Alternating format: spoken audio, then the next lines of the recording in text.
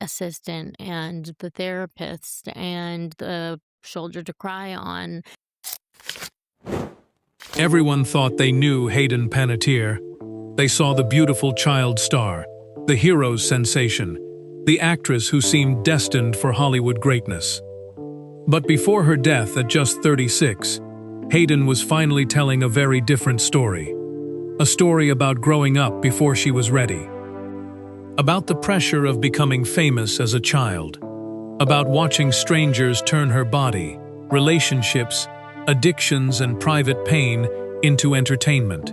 And perhaps most hauntingly, she revealed how the work itself sometimes forced her to revisit the darkest moments of her own life. Just months before she died, Hayden published her memoir, This Is Me, A Reckoning. And for the first time, she wasn't letting Hollywood tell her story. She was telling it herself. Hayden entered show business as a child. To the outside world, it looked like a dream. But fame came with a price. In her memoir, Hayden described the pressure placed on young performers and how quickly someone else could begin controlling your story. The cameras were always there. The tabloids were watching. And privacy became something she could no longer take for granted. But there was another side to being an actress that Hayden understood better than most. She had to learn how to enter extremely dark emotional places and then walk back out of them. Years later, she explained that when she was younger, it was easier to jump in and out of characters. As she grew older, it became harder.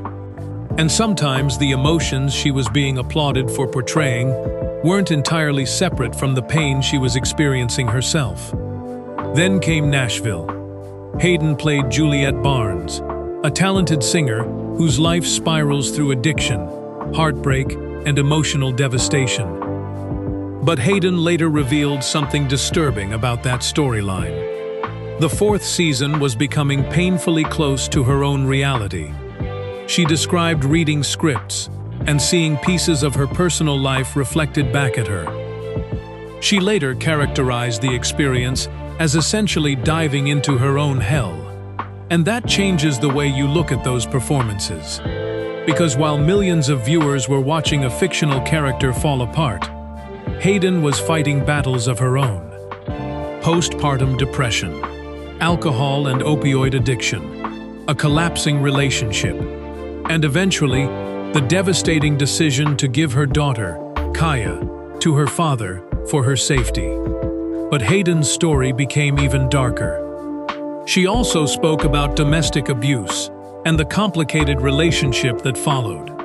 And instead of hiding those experiences, she put them into her memoir. That was the real revelation. Hayden wasn't simply confessing her mistakes. She was showing what could happen when a young performer grows up surrounded by expectations, scrutiny, and people who constantly have something to gain from her image.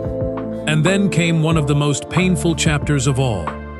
Her younger brother Jansen died in 2023. Hayden was already carrying years of trauma. Now she was carrying grief too.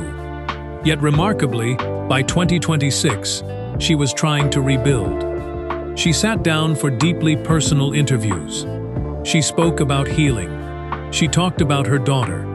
And she tried to separate the woman she actually was from the version of Hayden the public had created. In one of her final interviews, she even revisited the terrifying birth of her daughter in 2014, describing a medical crisis so severe that she believed she might die. She survived after multiple blood transfusions and an infection. It seemed like Hayden was finally reaching the other side of her story. Then, on August 16th, everything stopped. Hayden was found unresponsive in South Carolina and was pronounced dead at 36. Authorities have said there was no sign of trauma contributing to her death, and no foul play has been established. The official cause and manner of death remain undetermined as the investigation continues. That makes her memoir even harder to read now, because Hayden had spent years trying to explain what happened behind the headlines. She wasn't perfect. She made mistakes. She struggled, but she was finally taking ownership of her story. And perhaps that is the darkest irony of all. Hayden Panettiere spent much of her life being watched by Hollywood. But near the end, she finally turned the camera around. And instead of giving the public another polished version of herself, she showed them the scars. The question now isn't simply what happened to Hayden. It's whether Hollywood, and the public that consumes its stars, ever truly understood what she was trying to tell us.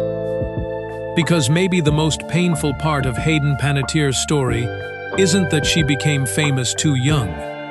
Maybe it's that we watched her struggle for years, and only after her death did so many people finally start listening.